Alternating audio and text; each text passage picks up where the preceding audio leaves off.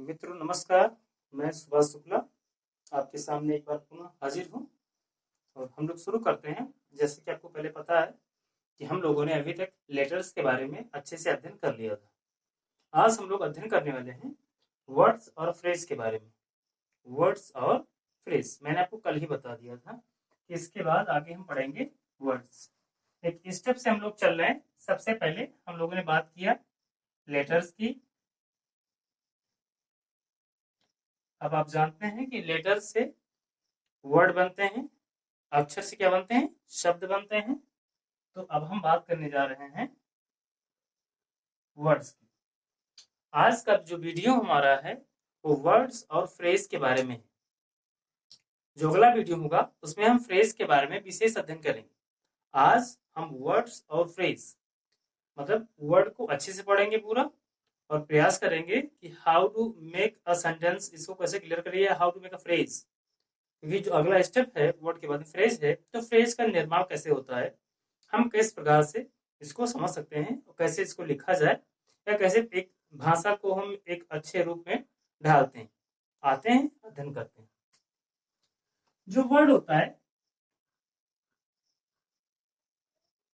उसको हिंदी में हम क्या कहते हैं, शब्द कहते हैं। हिंदी में क्या कहते हैं, हिंदी में उसको हम शब्द कहते हैं। अंग्रेजी में शब्द कई प्रकार के होते हैं।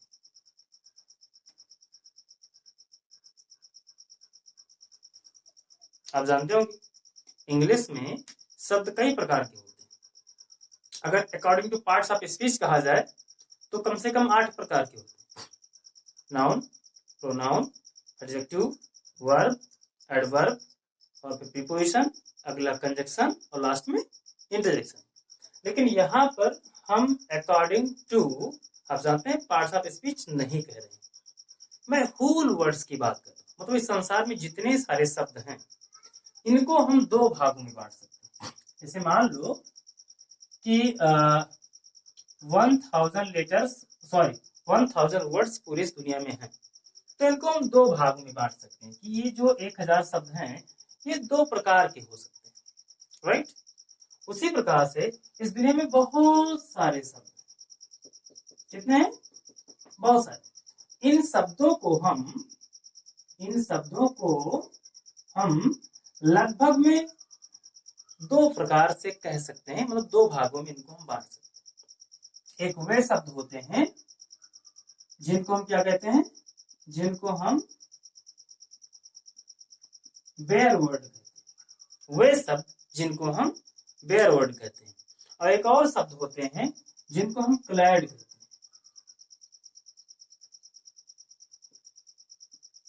मतलब एक वे शब्द जिनको हम बेयर वर्ड कहते हैं और दूसरे वे शब्द भी होते हैं जिनको हम क्लैड कहते हैं। ये आपको किसी सामान्य जो बुक्स हैं, जो ग्रामर हैं हमारे यहाँ की, उसमें आपको नहीं मिलेगा। ये मेरा अपना समझाने का तरीका है। हाँ, एक बात है कि अगर आप ऑक्सफोर्ड प्रेस की ग्रामर पढ़ते हैं तो उसमें आपको इसके कुछ क्लू मिल जाए। मैंने कई किताबों और कई पब्लिकेशन का अध्ययन किया है। उसी के आधार पे जो महत्वपूर्ण तथ्य रहे हैं उनको मैंने निकाला है और उसको एक अपनी नोट बना के मैं पढ़ाता हूँ। मैं ये विश्वास के साथ कह सकता हूँ कि अगर आप समझेंगे तो आपको विद इन 3 मंथ, 4 मंथ नहीं, 6 मंथ नहीं, विद इन 3 मंथ आपको ये पता हो जाएगा how to write, how to understand, how to make understand to other people और बहुत सारी बातें। खासकर आप हिंदी निकाल सकते हैं, हिंदी से इंग्लिश कर सकते हैं। सारे प्रकार के, मतलब जीरो से लेकर के और शिखर तक सभी प्रकार के कह सकते हैं कि आपको वाक्य बनाने आ जाएंगे। एक बात।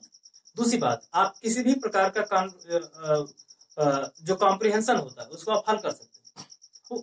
वो किसी भी लेवल का, वो चाहे SSC 10+2 हो, चाहे SSC CGL हो, bank PO, even bank PO का भी हो, मैं तब भी कह सकता हूं कि आप बहुत आसानी के साथ, ये हो सकता है कि शब्दों का आपको कुछ प्रॉब्लम हो, शब्द किसी को भी हो सकता है। अगर आप अध्ययन करते रहेंगे धीरे धीरे आपका उस पर पकड़ हो जाएगा और आप कर सकते हैं। लेकिन हाँ, ये मैं दावे के साथ कहता हूँ कि आप बहुत आसानी के साथ में बैंक पीओ, SSC CGL और 10+2 या जो अन्य और खासकर CSET यूपीएससी में जो सीसेट आता है उसका जो कॉम्प्रिहेंशन होता है बहुत लाइट होता है, मतलब वो बैंक पीओ से भी बिल्कुल क्या कहते हैं गैर गुजरा होता है। बस केवल डर ना रहे, बस आप विश्वास के साथ पढ़िए, आ जाएगा। तो मैंने कहा एक होता है बेयर और एक होता है क्लेड। बेयर किसे कहते हैं, ये मन में आपके सवाल चल रहा होगा कि बेयर वर्ड किसे कहते हैं। बहुत सरल, बेयर वर्ड वह वर्ड है जिसके साथ कभी भी कोई प्रीपोजिशन नाम का शब्द ऐड न किया जाए।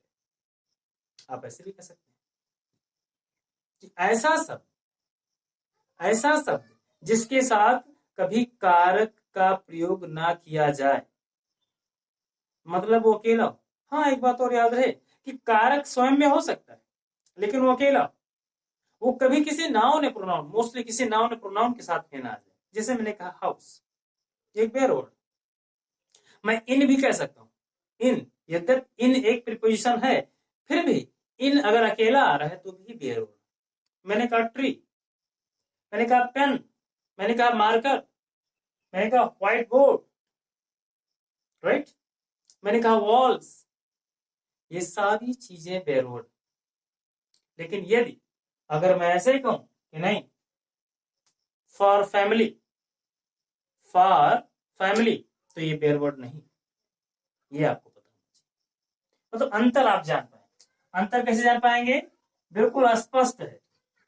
बेयर वर्ड वह वर्ड है जिसके साथ प्रीपोजिशन नाम का शब्द ना आए, मतलब ऐसे शब्द जिनके साथ प्रीपोजिशन नहीं आना चाहिए, याद रहे।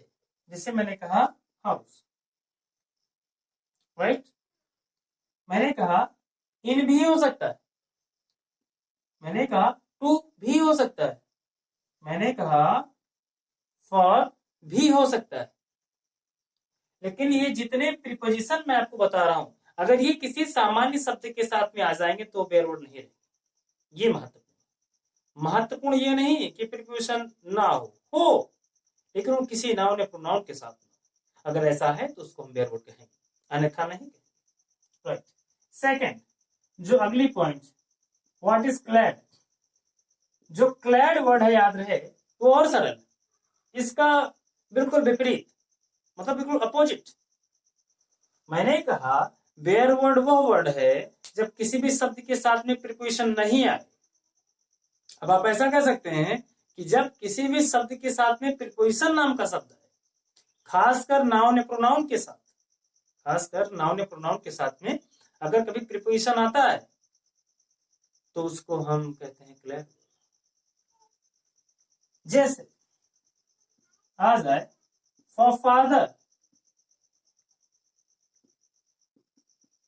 into the river,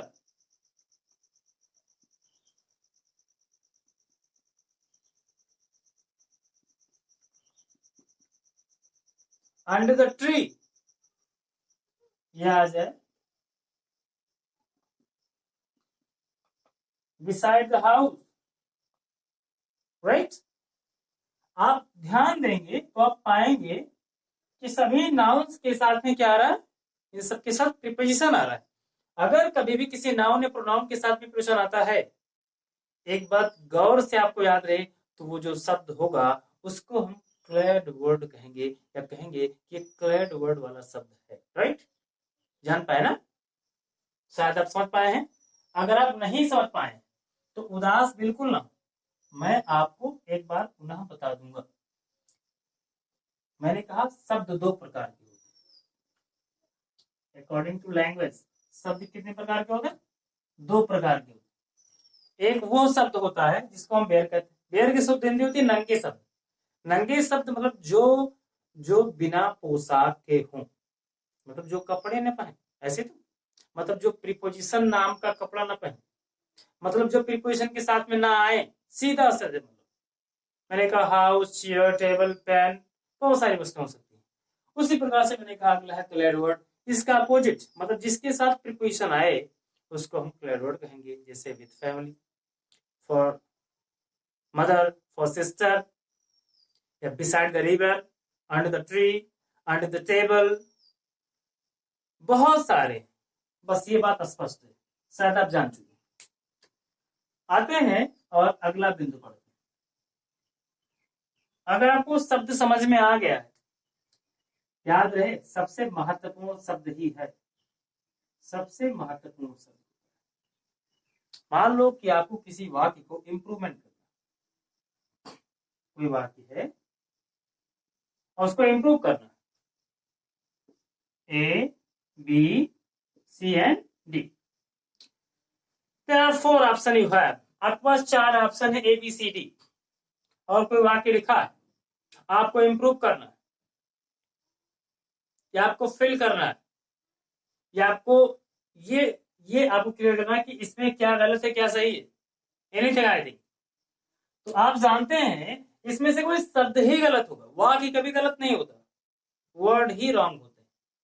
तो वो शब्द आपको पकड़ना है, वो शब्द तब जान पाएंगे जब आप पहले से ऑलरेडी आपको शब्द की परिभाषा, शब्द क्या होता है, शब्द की समझ हो।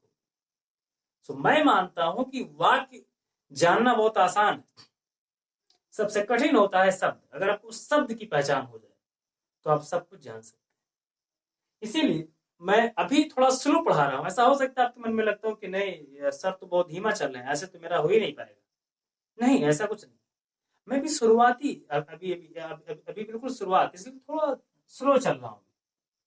जैसे ही हम लोग अपनी पकड़ मजबूत कर लेंगे फिर हम लोग स्पीड बढ़ा देंगे। ओके, सो आते हैं एक बार फिर से देखते हैं। मैंने कहा शब्द बहुत महत्वपूर्ण है, तो इसी प्रकार से कोई शब्द ही गलत हो सकता है, वाक्य कभी गलत नहीं होगा।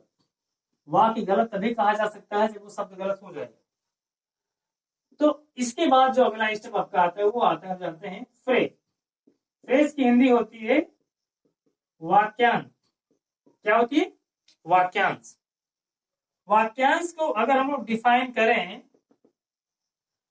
तो कह सकते हैं कि ऐसे शब्दों का समूह जिसका अपने आप में कोई आप ऐसे कह सकते हैं कि ऐसे शब्दों का कोई समूह जिसका अपने आप में कोई पूर्ण अर्थ ना हो, उसको हम क्या कहेंगे? वाक्यांश कहेंगे। बहुत सरल है, शब्दों का ऐसा समूह जिसका अपने आप में कोई पूर्ण अर्थ ना हो उसको हम वाक्यांश कहते हैं। ऐसे भी कह सकते हैं ऐसे शब्दों का समूह जिन शब्दों के समूह में आप जानते हैं कि क्रिया नाम का शब्द ना हो। राइट, शब्दों का समूह लिखा हुआ 10 शब्द हैं इसमें, मान लीजिए कि 10 वर्ड्स हैं, इन 10 वर्ड्स में वर्ब नाम का वर्ड ना हो, मतलब क्रिया ना हो, तो उसको हम क्या कहेंगे? तो उसको हम फ्रेज कहते हैं। याद रहे, फ्रेज, वाक्यांश। वाक्यांश, अगर आप वाक्यांश का संधि विच्छेद करेंगे तो पाएंगे वाक्य धन अंश, मतलब वाक्य का अंश, मतलब वाक्य नहीं। राइट, वाक्य नहीं, वाक्य का अंश। तो ये आपको एक अच्छे तरीके से यह आपको भली बात पता होना चाहिए कि शब्दों के ऐसे समूह को जिसका पूर्ण अर्थ ना हो, अगर पूर्ण अर्थ नहीं है तो उसको क्या कहेंगे? हम फ्रेज कहेंगे, वाक्यांश कहेंगे। ओके, इसको अच्छे से डिफाइन करने के लिए मैं आपको अगले वीडियो में अच्छे से इसको बताऊंगा। मेरा प्रयास रहेगा कि अगले वीडियो में मैं आपको वाक्य के पास लेके चला जाऊं, nearest the I think sentence. मैं पूरा प्रयास करता हूं अगले वीडियो में हम लोग वाक्य को पढ़ेंगे, I think sentence. Right, so thank you.